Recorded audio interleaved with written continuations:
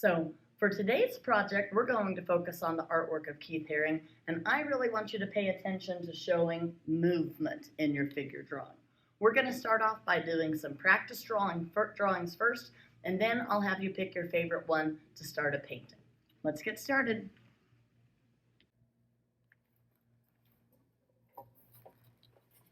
Okay, so for your practice drawings, I want you to start off by just drawing stick figures.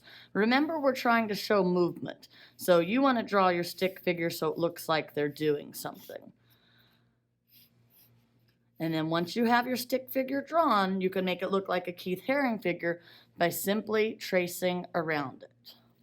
I'm going to go up over his foot, down and around the foot, back up, and since his hands are on his hips, I've got the inside of the elbows I could draw. And then when you're finished, you can simply erase. I made that a little thick. There we go.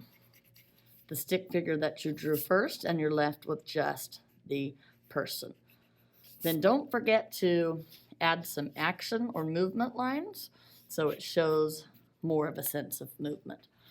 Try and make each person different, and I want you to practice doing at least 5 stick figures. If you have time to do more, you can do more, and if you run out of room on the front of your paper, you can always turn it over and work on the back. I'm going to speed this up so it goes a little bit quicker.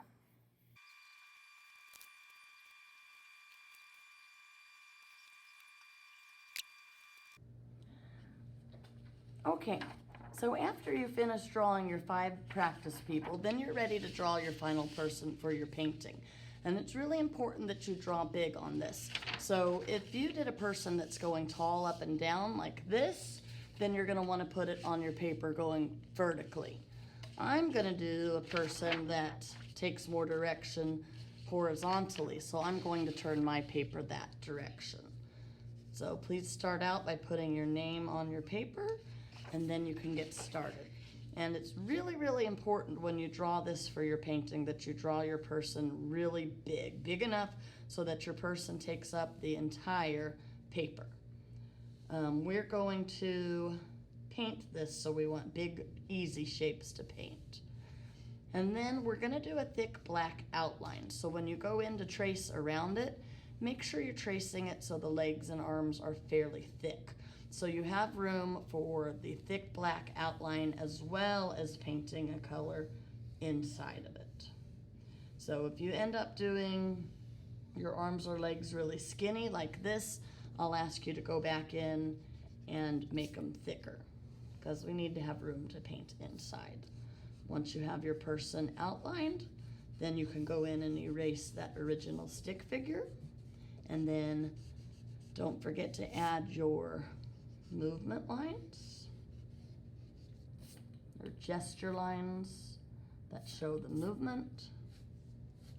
And then I'm going to have you add one extra thing on here, and that is a line for the ground, which I'm going to put mine down pretty low because this person is supposed to be jumping.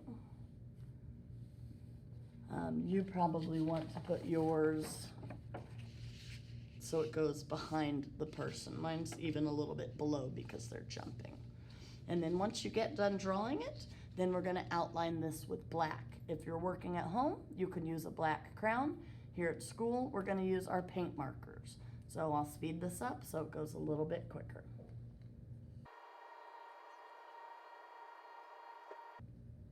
Okay, when you get done, make sure you've outlined everything, including your gesture lines and your ground line, and then make sure you snap a picture and post it to Canvas. Next week, we'll paint our color.